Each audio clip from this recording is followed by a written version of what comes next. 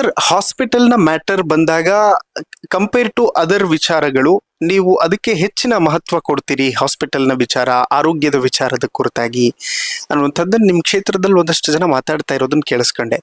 ಯಾಕೆ ಹೆಲ್ತ್ ಸೆಕ್ಟರ್ಗೆ ಅಷ್ಟೊಂದು ಫೋಕಸ್ ಕೊಡ್ತೀರಿ ಅಂತ? ಅದನ್ನ ಯಾಕೆ ಕೊಡ್ತಾವ ಅಂದ್ರೆ ಅದನ್ನ ನೋವು ಅನುಭವಿಸ್ತೀರಿ ಗೊತ್ತಾಗತ್ತೆ. ಒಬ್ಬ ರೈತರು ಒಂದು ಕಾಯಿಲೆ ಬಂದ್ರೆ ಅವ್ರು ಬಂದು ಸೀದಾ ಗೌರ್ಮೆಂಟ್ ಹಾಸ್ಪಿಟಲ್ ಬರ್ತಾರೆ. ಅಲ್ಲಿ ಮೂಲಭೂತ ಸೌಕರ್ಯ ಇರಲ್ಲ.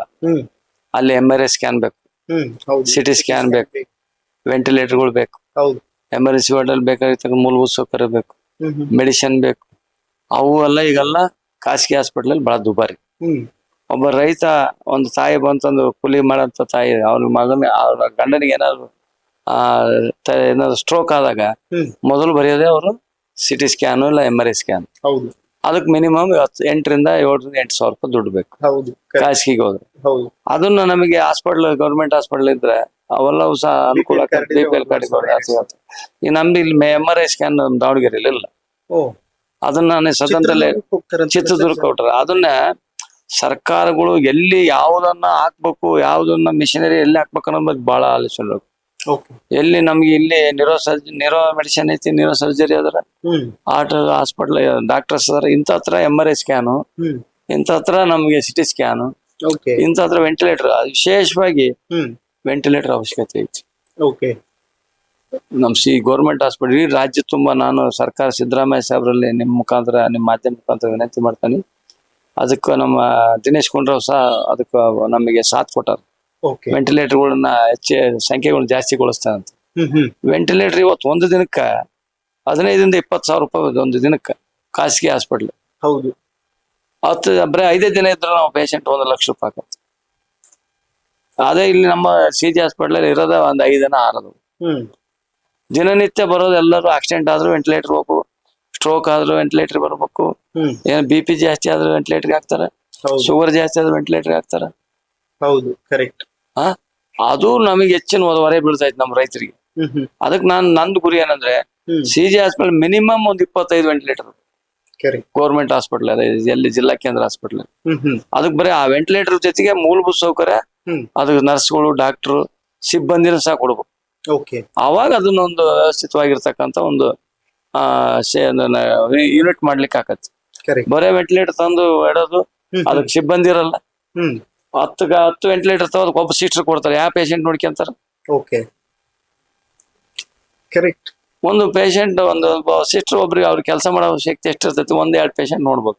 10 ಪೇಷಂಟ್ ಎಲ್ಲ ಪೇಷಂಟ್ ಒಂದು ಅಟ್ ಎ ಟೈಮ್ ನೋಡ್ಕೊಂಡ್ರೆ ಹೆಂಗಾಗತ್ತೆ? ಅದಕ್ಕೆ ಸಿಬ್ಬಂದಿ ರೊಟೇಷನ್ ಇರ್ಬೇಕು. ಒಂದು 3 ಜನಕ್ಕೆ ಒಬ್ಬರು ಸಿಸ್ಟರ್, ಒಂದು 10 ಅದಾವಂದ್ರೆ ಅಲ್ಲಿ 1 5-6 ಜನ ಸಿಸ್ಟರ್ ಬೇಕು. ಈ ರೀತಿ ಒಂದು ಕಮ್ಯುನಿಕೇಶನ್ ಮಾಡಿ ಸವಲತ್ತು ಕೊಟ್ರೆ ನಮ್ದು ಎಷ್ಟೋ ಜೀವ ಉಳಿಸ್ಬೋದು. ಇವತ್ತು ಎಷ್ಟೋ ಜನ ರೈತರು, ನಮ್ ಕೂಲಿ ಕಾರ್ಮಿಕರು ವೆಂಟಿಲೇಟರ್ ದುಡ್ಡು ಕೊಡೋದ್ರಿಂದ ಮನೆ ತಗೊಂಡೋಗ್ಯಾರ. ಬಾಡಿಗಳು ಮನೆಗೆ ಹೋಗಿ ಇಟ್ಕೊಂಡು ಸತ್ತಾರ, ಹೋಗಿ ಹೋಗುದಾರ.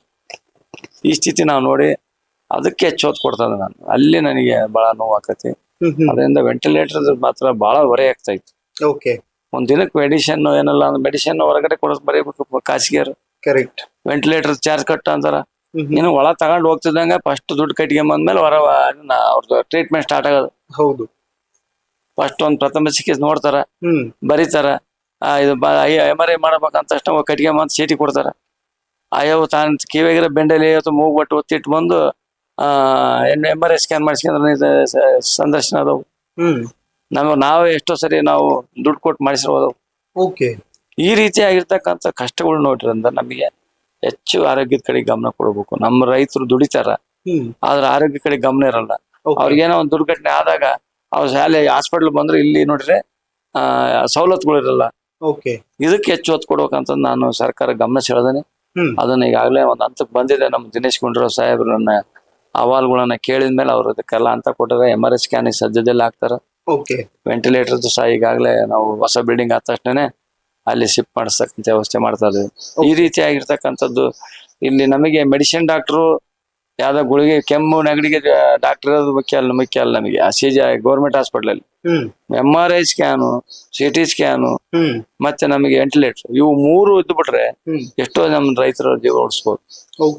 ಅವ್ರು ಆರ್ಥಿಕ ಹೊರೆ ಕಡಿಮೆ ಮಾಡ್ಬೋದು. ಆಕ್ಸಿಡೆಂಟ್ ಆಗಿ ಬಂದ ತಕ್ಷಣ ಅವ್ರಿಗೆ ಸರಿಯಾದ ದುಡ್ಡು ಇರಲ್ಲ.